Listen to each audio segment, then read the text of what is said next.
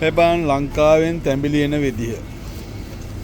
ඒව නරක් වෙන පංගක් වෙලාට මේකේ ගාන ඩිරාම් 6ක්. මේ තියෙන්නේ කොහෙන්ද මේක එන්නේ? මේ කොක්කන මං හිතන්නේ එන්නේ තායිලන්ඩ් වල. මේ බලන්න මේකේ ක්‍රමය කොච්චර ලස්සනට හදලා තියෙනවා. බටේකුත් එක්ක. මේක අනිත් එක මේක එන්නේ කොහෙන්ද චුරුදු? මේකත් තායිලන්ඩ්.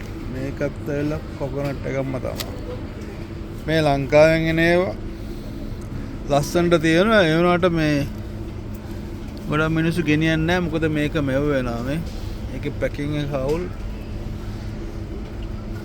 කඩන්න ඕනේ ගලවන්න ඕනේ. දැන් ඉතින් පොල් වර්ග තියෙනවා. මෙහෙම කෑලි කපුල කරනවා, ගාලා විකුණනවා.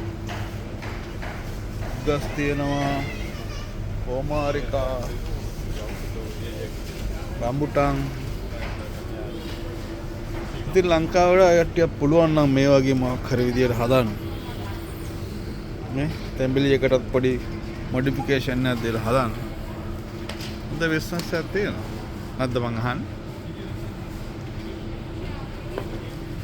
මේ ලෝලු වර්ග.